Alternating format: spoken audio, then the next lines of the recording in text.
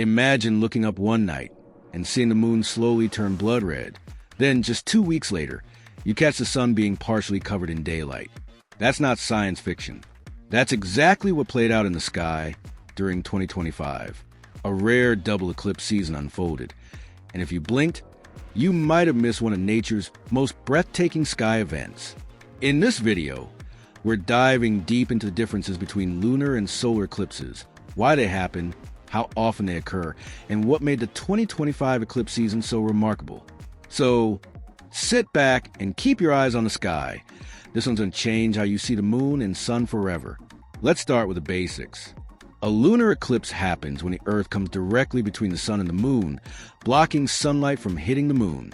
What we see from Earth is the moon slowly dimming, often turning a reddish hue due to Earth's atmosphere scattering light. This is popularly known as a blood moon. Lunar eclipses are only possible during a full moon phase. The best part? They're visible to anyone on the nighttime side of Earth. On the other hand, a solar eclipse happens when the moon moves between the Earth and the sun. This blocks the sun's light either partially or totally, depending on where you are. Solar eclipses only occur during a new moon, and their visibility is limited to a specific narrow path on Earth. Now, you might be wondering how often eclipses happen. It's more common than you might think. Every year, Earth experiences between 4 to 7 eclipses, typically in pairs, one lunar and one solar per season. These seasons come about 6 months apart. In 2025, there were 2 such eclipse seasons. The first brought a total lunar eclipse on March 13th to 14th, visible from the Americas. It lasted about 66 minutes during totality and was a striking blood-red spectacle. Just 2 weeks later, a partial solar eclipse on March 29th was visible from parts of North America, Europe, and Northern Asia. This pairing marked the first of 2 such events in the year. The second eclipse season began in early September. A total lunar eclipse took place on September 7th to 8th, this time mainly visible from Asia, Africa, Australia, and parts of Europe. This eclipse had a slightly longer totality phase, around 82 minutes, making it even more dramatic than the March one. Following this, on September 21st to 22nd, another partial solar eclipse occurred. It was visible mostly from the southern hemisphere, including parts of New Zealand, Antarctica, and Australia, but not from the United States. Still, the occurrence of 2 sets of lunar-solar pairs in 1 year made 2025 unique, especially for global observers. This is a perfect time to hit the like button if you're enjoying learning about eclipses. Drop a comment if you've ever watched one yourself, and share this with someone who's into space. Don't forget to subscribe so you don't miss future sky events and deep space breakdowns. So, what made these events feel even more significant? For one, both lunar eclipses were total, giving viewers an uninterrupted view of the dramatic blood moon. Total lunar eclipses are awe-inspiring but relatively rare, especially when you get 2 in a single year. And while the solar eclipses weren't total, their occurrence in the same eclipse season as the lunar events created a sense of celestial rhythm, a kind of cosmic choreography.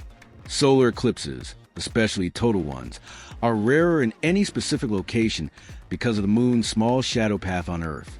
Lunar eclipses are far more forgiving, allowing millions across entire continents to witness them. To visualize the difference, imagine a wide shadow cast by the Earth across the moon, big enough to cover the entire lunar surface.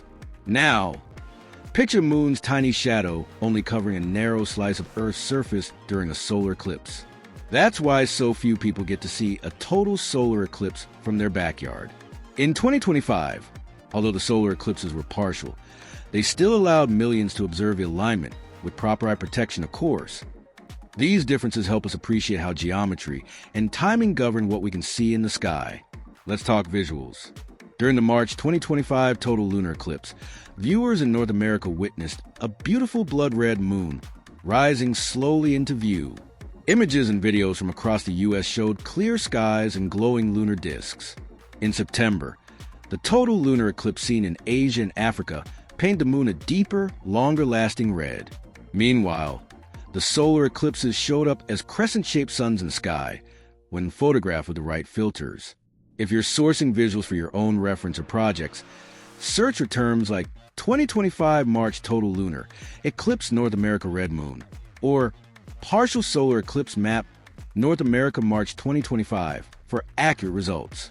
Interestingly, some viral social media posts falsely claimed that the world would go dark for 6 minutes on August 2nd, 2025, because of an upcoming eclipse. That was misinformation. There was no eclipse on that date. The post likely referred to a real astronomical event happening in 2027, a total solar eclipse on August 2nd that will be the longest of the 21st century, but that one won't be visible in the United States. This confusion shows why it's so important to get eclipse details from credible sources like NASA or timeanddate.com. Returning to our breakdown, what did people actually see in the U.S. during 2025? The March total lunar eclipse was a major event, clear and visible throughout the night. The partial solar eclipse 2 weeks later was best seen with proper solar filters from northern U.S. states, Canada, and parts of Europe. The September lunar eclipse, though incredible, was missed by Americans as it occurred during daytime or out of visibility range. Similarly, the September solar eclipse was limited to the southern hemisphere, but collectively, these four events painted a powerful picture of our moon's motion and the intricate dance between Earth, Sun, and Moon. Have you ever witnessed a total lunar eclipse? Or caught a glimpse of the crescent sun during a partial solar eclipse? Tell us in the comments. We'd love to hear your stories. And if this video has helped you understand eclipses better, make sure to share it and subscribe for more Skywatcher-friendly content. To wrap it all up, 2025's eclipse year gave us everything but a total solar eclipse. With 2 dramatic blood moons and 2 decent solar events, it reminded us that celestial events don't just look cool, they reveal the mechanics of our solar system in real time. Whether you're a casual observer or a space geek, eclipses offer a front row seat to cosmic motion. And with each eclipse, we're reminded of how small Earth really is. Just one planet perfectly aligned in a dance that repeats itself year after year. Stay curious, stay looking up, and we'll see you under the next shadow.